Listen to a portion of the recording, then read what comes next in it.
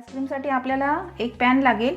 आपल्याला पॅन असा तवा किंवा असा काहीतरी तुमच्याकडे पॅन असेल तर तो घ्या।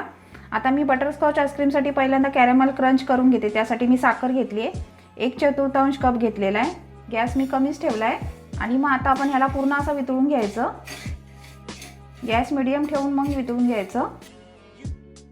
एक ताटली घ्यायची अशी स्टीलची किंवा तुमच्याकडे काय प्लेट असेल तर त्याला तुम्ही असं बटर लावून घ्या आधीच, म्हणजे त्याच्यावर तुम्हाला ओतायला येईल। तर ही बघा पूर्ण वितळली गेली। तर आपण ह्याच्यामध्ये बटर सोडून घेऊया। मी बटर हे अर्धा चम्मच घेतलाय। हे बघा आता ह्याला कलर आला असा। आता आपण गॅस बंद करून घेऊया। 15 ते 16 काजू घेतले, त्याचा चुरा केलाय। आता आपण एका त्या ताटलीला ज्या बटर लावलेलं त्या ताटलीत टाकून घेऊया हे। आता हे बघा आपलं पसरून झालेलं आहे। आता आपण हे अर्धा तास असं ठेवून द्यायचं थंड करायला। आता अर्धा तास झालंय बघा आपलं निघतंय। हे बघा निघालं चांगलं, बरोबर पूर्ण निघालंय। तर आपण ह्याचे चांगले असे तुकडे करून घ्यायचे। आता आपण ह्याला याचा चुरा करून घेऊया। तुम्ही मिक्सरला पण थोडं जाडसर असा चुरा करून घेऊ शकता किंवा तुम्ही एखादी पिशवी घ्या प्लॅस्टिकची। ही अशी प्लॅस्टिकची पिशवी घ्या कुठली पण, प्लॅस्टिकच्या पिशवीमध्ये असं टाकून घ्यायचं आणि मग त्याला आपण लाटण्याने असं हे करून वाटून त्याचा चुरा करायचा। आता हे बघा आपलं कॅरेमलचं मिश्रण जे आपण केलेलं त्याचा चुरा करून झालाय। मी लाटण्याने करून घेतला, त्याप्रमाणे तुम्ही करून घ्या। थोडंसं जाडसर आहे, थोडेसे कण आहेत, थोडे लहान मोठे असे कण आहेत, असे राहिले पाहिजे त्याच्यामध्ये। त्या आईस्क्रीममध्ये छान दिसतात। मग आता आपलं हे पूर्ण तयार करून झालेलं आहे। आता आपण पुढची प्रोसेस करून घेऊया। आईस्क्रीमचा बेस बनवून घेऊया आपण। त्यासाठी आपल्याला हे दूध लागेल। हे फुल क्रीम दूध आहे, तुम्ही कुठल्या पण कंपनीचं घेऊ शकता, गोकुळ नाही तर तुम्हाला असेल तुमच्याकडे कुठलं म्हशीचं दूध घ्या, सहसा गाईचं दूध घेऊ नका। आणि आपण हे अर्धा लिटर दूध घेतलं आहे। ही मी पिशवी घेतली। आता मी हे कट करून घेते एका टोपामध्ये। ह्या दुधातलं थोडंसं दूध मी ह्याच्यामध्ये घेते, तर आपल्याला ते मिश्रण बनवायचं त्यासाठी आपल्याला थोडंसं दूध लागेल। मी एवढा अर्धा कप घेतलेला आहे आणि ते एका बाउलमध्ये असं ओतून घ्यायचं। 2 टेबलस्पून आपण मिल्क पावडर टाकायची त्याच्यामध्ये। त्याचप्रमाणे आपण हे कॉर्नफ्लॉवर टाकायचं। कॉर्नफ्लॉवर असतं ते टाकूया त्याच्यामध्ये। 1.5 टेबलस्पून टाकायचं। ह्याने आपल्या आईस्क्रीमला असा घट्टपणा येतो। जे आपण बेस बनवणार त्याला आपल्याला दूध आपलं असतं ते आपलं घट्ट व्हायला मदत होतं याच्यामुळे। आता आपण याच्यामध्ये GMS पावडर टाकूया। हे GMS पावडरने आपलं आईस्क्रीम आहे ते क्रीमीनेसपणा येतो त्याला। आणि आपल्याला जर का व्हिप क्रीम वगैरे असं टाकायचं नसेल तर तुम्ही हे टाका, का तर ह्याच्यामुळे आपले आईस्क्रीम चांगलं बनतं। आपलं अगदी बाहेर जसं मिळतं त्याचप्रमाणे आईस्क्रीम बनतं। हे आपल्याला 1.5 टेबलस्पून टाकायचं आहे GMS पावडर।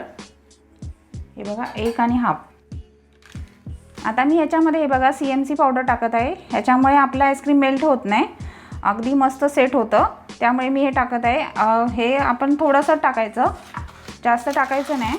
हे मी पाव टीस्पून टाकते। हे बघा पाव टीस्पूनच टाकायचं, ह्याच्यापेक्षा जास्त जर का झालं तर आपलं आईस्क्रीम हार्ड होऊ शकतं।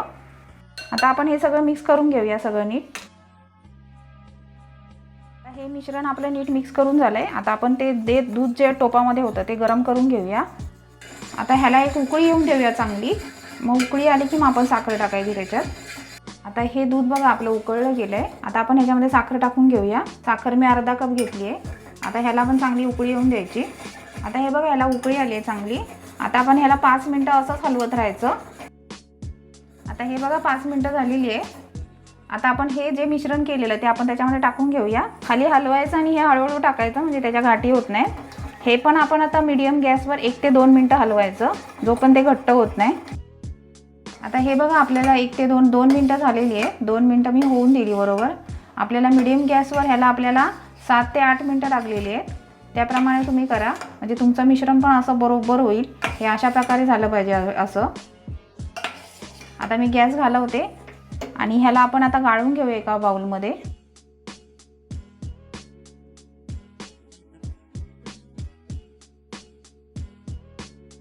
ह्याला असं पूर्ण हलवून घेऊया असं आणि ह्याला पूर्ण असं थंड करून घ्यायचं। थंड झाल्याशिवाय हे फ्रीजमध्ये ठेवायचं नाही।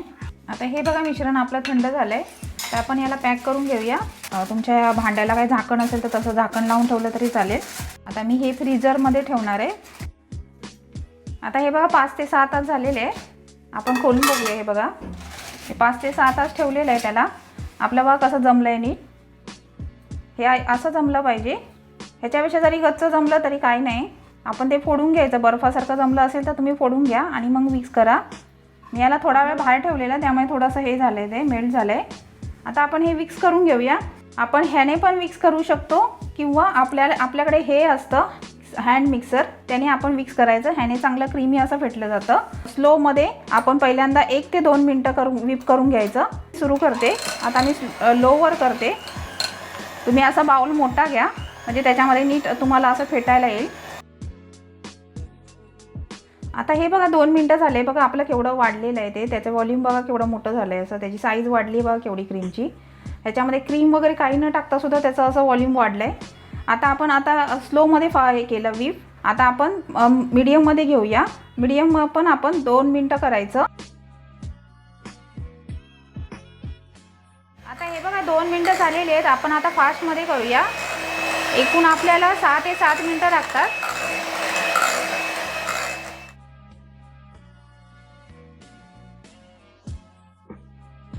आता आपण याच्यामध्ये हे इसेन्स बटरस्कॉचचं इसेन्स घेतलं आहे मी. हे बघा हे मी टाकून घेते त्याच्यामध्ये. हे आपण 1/4 टीस्पून घ्यायचं. आणि मी हा लेमन येल्लो कलर घेतला आहे बघा. तुमच्याकडे येल्लो कलर असेल तर ते पण तुम्ही घेऊ शकता. हा पण मी घेते थोडासा त्याच्यामध्ये कलरसाठी. तुम्हाला कसा डार्क कलर हवा त्याप्रमाणे तुम्ही घ्या. आता आपण हे परत मिक्स करून घेऊया. आता आपलं हे रेडी झालं आहे. आता आपण कॅरेमल क्रश बनवलेलं ते आपण टाकून घेऊया. हे असं नीट मिक्स करून घ्यायचं. आता मी हे एका बाउलमध्ये काढून घेते. तुम्ही असं मी आता काचेचं घेतलं. ह्याच्याऐवजी तुम्ही ॲल्युमिनियमचं एखादं भांडं घेऊ शकता किंवा स्टीलचं पण भांडं घेऊ शकता. नाहीतर तुमच्याकडे डब्बा वगैरे असेल स्टीलचा तो पण चालू शकतो. प्लॅस्टिकचा असेल कंटेनर तरी चालू शकतो. आता आपण हे नीट पसरून घेऊया. असं हे आपण जे क्रश केलेले कॅरेमलचे ते थोडेसे टाकून घेऊया राहिलेले. आता आपण ह्याला एक फॉईल पेपर लावून घेऊया. तुमच्याकडे फॉईल पेपर नसेल तर तुम्ही एखादा प्लॅस्टिकचा पेपर वगैरे असतो तो लावला तरी चालेल.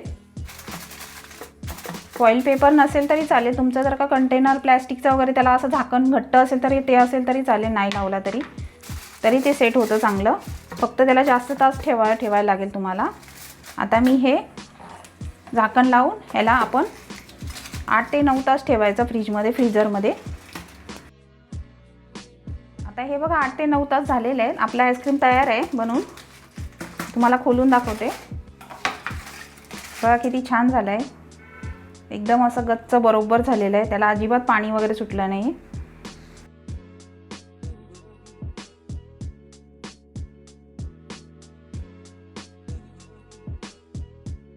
बघा किती लेयर आलेत मस्त. कलर तर खूप मस्त आला एकदम.